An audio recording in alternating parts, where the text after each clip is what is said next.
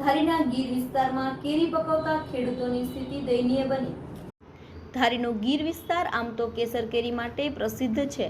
ગીર વિસ્તારની કેસર કેરીની ડિમાન્ડ તો ઠેઠ વિદેશ સુધી પણ છે. ગીર વિસ્તારના પ્રતિશીલ ખેડૂતો દ્વારા ખાસ અલગ અલગ જાતના આંબાનું વાવેતર કરી મબલક ઉપજ મેળવે છે. પરંતુ હાલ પ્રતિકૂળ વાતાવરણને લઈને આંબામાં જે ફાલ આવેલો હોય તે ખરવા લાગતા કેરી પકાવતા ખેડૂતોની સ્થિતિ દયનીય બની છે. ત્યારે શું છે ધારી ગીર પંથકના ખેડૂતોના આંબા બગીચા ધરાવતા ખેડૂતોની સ્થિતિ જોઈએ. ગીર વિસ્તારના ખેડૂતોને પ્રતિકૂળ વાતાવરણને લઈને આંબામાં આવેલ ફાલ ખરી જવાને લીધે ચિંતિત બન્યા છે. ત્યારે જેમ સેટેલાઇટ દ્વારા ચણાનું જાણ્યું તેમ આંબા વિશે પણ સેટેલાઇટ તપાસ કરવામાં આવે તેવી ખેડૂતોએ માંગ કરી રહ્યા છે. જ્યારે બાગાયતી ખેતીનું સર્વે કરાવીને શું વળતર ચૂકવે છે તે જોવાનું રહ્યું. પણ બાગાયત વિભાગ દ્વારા આંબે કેરીઓ ખરવાની વાત સ્વીકારી રહ્યા છે, પણ બાગાયત વિભાગ સુધી લેખિત ફરિયાદો મળી નથી તેવું જણાવી રહ્યા છે. હાલમાં જે ધારી ગીર પંથકના ગ્રામીણ ગામોમાં કેરીના પાકમાં કેરીઓ ખરી બહુ પડી છે, શું કારણ છે? તમારી સ્થિતિ શું છે અત્યારે? મારું ગામ મોરજર, તાલુકો ધારી, જિલ્લો અમરેલી. મારું નામ બિપિનભાઈ વાસુદેવભાઈ પુરોહિત. મારે 8-10 વીઘાનો બગીચો છે, પણ બગીચાની અંદર મોર પુષ્કળ આવેલ, પરંતુ પાક નિષ્ફળ. વાતાવરણને લીધે પાક 90% ખરી ગયેલ છે. 10% પાક મળે એવી પોઝિશન છે. એનું કારણ શું?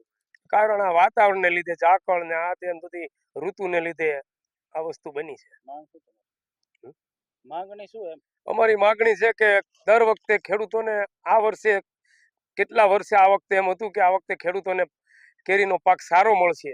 બધાને આશા હતી કે છેલ્લા 10 વર્ષથી બરાબર આવતું નથી, આ વખતે કંઈક પાક આવશે અને ખેડૂતોને કંઈક ભાવ મળશે એવી આશા હતી. અને બદલે અત્યારે પાક સાવ નિષ્ફળ ગયો છે. અને સરકાર આની અંદર કંઈક ધ્યાન આપે અને ખેડૂતોને આ પરસેવાની કમાણીનો કંઈક લાભ આપે.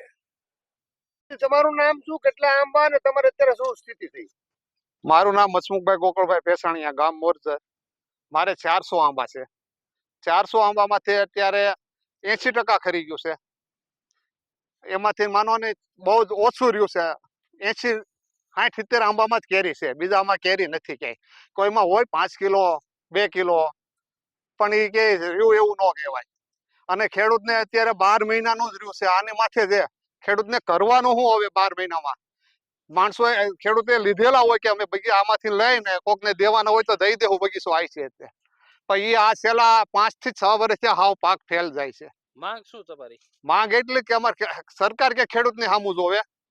અને સરકારને એવું લાગતું હોય કે ખેડૂત ખોટા છે, તો એને જેમ છેણામાં સેટેલાઇટ ઉપર જોયું છે ઓનલાઈન કર્યાનું, તો પણ આમાં જોઈ શકે ને, અને પછી જે હોય એ આપી શકે વળતર.